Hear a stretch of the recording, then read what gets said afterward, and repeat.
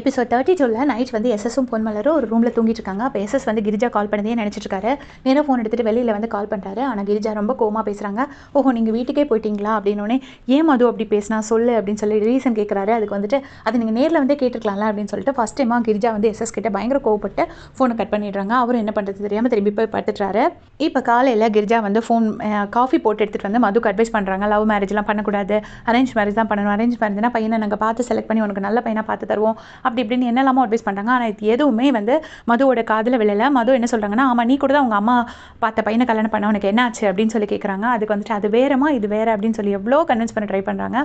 அதுக்கு வந்து மது ஒத்துக்கவே இல்லை. இவன் நல்ல பையன், ஸ்டுடியோ வச்சிருக்கான், மியூசிக் ஃபீல்டில் இருக்கான், நான் செலக்ட் பண்ணால் கரெக்டாக தான் இருக்கும் அப்படின்னோடனே அவங்க அம்மா வந்து அதெல்லாம் இல்லை அப்படின்னோடனே, அப்போ நான் காஃபி குடிக்க மாட்டேன் அப்படின்னு சொல்லிட்டு மது அடம் பிடிக்கிறாங்க. எவ்வளோ கன்வின்ஸ் பண்ணிட்டு முடியாதுன்னு சொல்லிட்டு அவங்க அம்மா அங்கேருந்து கிளம்பி போயிடுறாங்க. இப்போ பிரியனும் ஜெயஸ்ரீ மீட் பண்ணுறாங்க. பிரியன் வந்து ரொம்ப கோவமாக பேசுகிறாரு ஜெயஸ்ரீ கிட்ட. நேற்று ஏன் வரல, உங்களுக்காக நாங்கள் 3 hours வெயிட் பண்ணோம், உங்களுக்கு போய் ஹெல்ப் பண்ணணும்னு நினச்ச பாருங்க, என்ன சொல்லணும் அப்படின்னோடனே ஜெயஸ்ரீக்கு ரொம்ப கோவம் வந்துருது.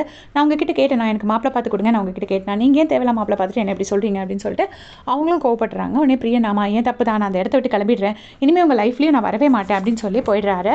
இப்போ சித்தார்த் வந்து ஹரிணியை கூப்பிட்டு வச்சுட்டு பணம் கொடுக்குறாரு. நீங்கள் பிஎஃப் லோன் அப்ளை பண்ணியிருந்தீங்களா, இதை எடுத்துக்கோங்க அப்படின்னு. அதுக்கு வந்துட்டு அவங்க வந்து நீங்கள் எனக்கு லோனும் அப்ரூவ் பண்ண வேண்டாம், எதுவும் அப்ரூவ் பண்ண வேண்டாம், நான் என் ஃப்ரெண்ட்ஸ்கிட்டே கடன் வாங்கிக்கிறேன் அப்படின்னு சொல்லி சொல்கிறாங்க. உடனே ஏன் ஹரிணி நீ என்னோட பணத்தை எடுத்துக்கோ அப்படின்னே, எனக்கு உங்கள் பணம்லாம் தேவையில்லை அப்படின்னு சொல்லிட்டு ஹாஷாக பேசுகிறாங்க. நான் உங்ககிட்ட கேட்ட ஹெல்ப் உங்களால் பண்ண முடியாது சொல்லிட்டீங்களா அப்படின்னு சொல்லி திரும்பவும் சொல்கிறாங்க. அதுக்கு வந்து அவர் சொல்கிறார், சரி அட்லீஸ்ட் இந்த ரீசனாவது சொல்ல, அந்த பொண்ணு அந்த லேடி வீட்டுக்கு ஆப்போசிட்டில் நான் போய் உட்காந்து நான் எதுக்கு அவங்கள தங்கணும் அப்படின்னே, அது என்னால் சொல்ல முடியாது, அது என்னோட பர்சனல் அப்படின்னு சொல்கிறாங்க. அப்போ இவர் கேட்குறாரு, நீங்கள் என்கிட்ட மட்டும் தான் அந்த ஹெல்ப் கேட்டிங்களான்னே, ஆமாம் ஏன்னா மற்றவங்க கிட்ட கேட்டால் அது ஸ்ட்ரேஞ்சர்கிட்ட கேட்ட மாதிரி ஆகிடும், அதனால தான் உங்ககிட்ட கேட்டேன், பட் நீங்களும் இப்போ ஸ்ட்ரேஞ்சர்னு ப்ரூவ் பண்ணிட்டீங்க, ஸோ என்னையும் மறந்துடுங்க அந்த ஹெல்ப்பையும் மறந்துங்க அப்படிங்கிறாங்க. ஆனால் சித்தார்த் பண்ண போகிறார் போல இருக்கு, ஏன்னா அவர் அதை பற்றி திங்க் பண்ணுறாரு. இப்போ நைட்டு வீட்டில் பிரியன் அவங்க அக்கௌண்ட் வீட்டில் பேசிகிட்டு இருக்காங்க. அப்போ அவங்க அத்தா வராரு. வந்துட்டு வந்து டெலிவரிக்கு இவங்க காசு பிடுங்குவாங்க, முந்தின நாளே வந்து அட்மிட் பண்ண சொல்கிறாங்க பாரு, கடைசி நிமிஷத்தில் சிசேரியன் ஆக்குவாங்கன்னு காசுன்னே பேசிட்டு இருக்காரு. இது கேட்டுட்டு அவங்க அக்கா ரொம்ப டென்ஷன் ஆகிட்டு இருக்காங்க. எப்போ பார்த்தாலும் உங்களுக்கு காசு நினைப்பு தானே அப்படின்னு சொல்லிட்டு இருக்காங்க. அந்த டைமில் கரெக்டாக ஜெயஸ்ரீ நிறைய ஃப்ரூட்ஸ் எல்லாம் வாங்கிட்டு வீட்டுக்கு வராங்க. உடனே யார் இந்த பொண்ணு அப்படின்னு கேட்டோன்னே, என் ஃப்ரெண்டுக்கா, பெங்களூர்லேருந்து என் ஃப்ரெண்டு, அவங்க லாயர், என் கூட ஒர்க் பண்ணல அப்படின்னு சொல்லி அவங்கள பற்றி எல்லாம் சொல்கிறாரு பிரியன். அப்புறம் நீ இப்போ டீ போட்டு எடுத்துகிட்டு வாக்கானோடனே அக்கா வந்து டீ போட உள்ளே வராங்க. இப்போ அக்காவும் அக்கா ஹஸ்பண்டும் பேசிக்கிறாங்க. அந்த பொண்ணு நல்லா அழகாக இருக்காளே, யார் எப்படி பையனுக்கு ஃப்ரெண்டாக என்ன அப்படிங்கிறது தெரியல அப்படிங்கிற மாதிரி 2 பேரும் பேசிக்கிறாங்க. இதுக்கிடையில் ஜெயஸ்ரீ என்ன சொல்கிறாங்கன்னா, அக்கா என்னோட அப்பா தான் வந்து இந்த மாதிரி பொன்மலர் டெக்ஸ்டைல்ஸ் வச்சுருக்காரு அப்படின்னு சொன்னோடனே, ஓ அப்படியா அப்படின்னு சொல்லி அவங்க அக்காவும் கேட்குறாங்க. ஸோ பெரிய இடமா இருக்காங்களேனும் இவங்க அக்காவும் அக்கா ஹஸ்பண்டும் டிஸ்கஸ் பண்ணிக்கிறாங்க அவங்களுக்குள்ள. இங்கே பார்த்தீங்கன்னா பிரியனும் ஜெயஸ்ரீ நல்லா பேசிக்கிறாங்க. 2 பேருமே அவங்க சைடு சாரி சொல்கிறாங்க. சாரி சொல்லி இப்போ தான் ஃபர்ஸ்ட் டைமாக ஒரு லவ் ஆங்கிளில் 2 பேரும் அவங்கள பார்த்துக்கிறாங்க.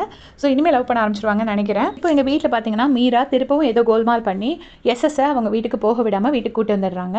அப்போ ஜக்கு கிட்ட சொல்கிறாங்க, நான் என்னெல்லாமோ பண்ணி ஃப்ராட் பண்ணி அவர் இங்கே கூட்டிகிட்டு வந்துட்டேன், அங்கே போகலான்னு எவ்வளோ ட்ரை பண்ணாரு அப்படின்னோடனே கரெக்டாக எஸ்எஸும் உள்ள வராரு. அவர் வந்துட்டு என்ன சொல்கிறாருன்னா, அங்கே போய் நான் கிளம்புன்னு சொன்னேன், அப்போ கேட்காம வர வழியில் எனக்கு பசிக்குது, இப்போ சாப்பாடு வாங்கி தாங்கறா, சாப்பிட வச்சு கூட்டு வந்திருக்கேன், அதான் 11 மணி ஆயிடுச்சு அப்படின்னு சொல்கிறாரு. சொல்லிட்டு எனக்கு இப்போ வெளியே போகணும் அப்படின்னோடனே ஜக்கு சொல்கிறேன், அப்போ எங்கே போகணுப்பா சொல்லுங்கள், நான் ட்ராப் பண்ணுறேன் அப்படின்னு. வெளியே போகணும் தான் சொன்னேன், இப்போயே போகணும்னு சொல்ல, நாளைக்கு போய்க்கிறேன் அப்படின்னு சொல்லிட்டு அவரும் எஸ்கேப் ஆகிடுறாரு. இப்போ இங்கே வந்து கிரிஜா படுத்துட்டு எஸ்எஸ் வராததை பற்றி யோசிச்சுட்டே இருக்காங்க. அந்த டைமில் டொப்புன்னு ஒரு சவுண்டு கேட்குது. மிட் நைட்டு என்ன சவுண்ட் அப்படின்னு சொல்லிட்டு வெளியே போய் பார்க்கும்போது மது வந்து மயங்கி கீழே விழுந்திருக்காங்க. மதுன்னு கூப்பிடுறாங்க. மதுக்கிட்ட மூச்சு பேச்சே இல்லை. உடனே பயங்கர டென்ஷன் ஆகி அழுதுகிட்டே எஸ்எஸ்க்கு கால் பண்ணுறாங்க. அங்கே எஸ்எஸ் தூங்கிட்டு இருக்காரு, பக்கத்தில் பொன்மலை தூங்கிட்டு இருக்காங்க. ஃபோன் அடித்த உடனே யார் கிரிஜான்னு, யார் இந்த டைம் கால் பண்ணுறா அப்படின்னு சொல்லிட்டு இவங்க ஹலோ அப்படிங்கிறாங்க.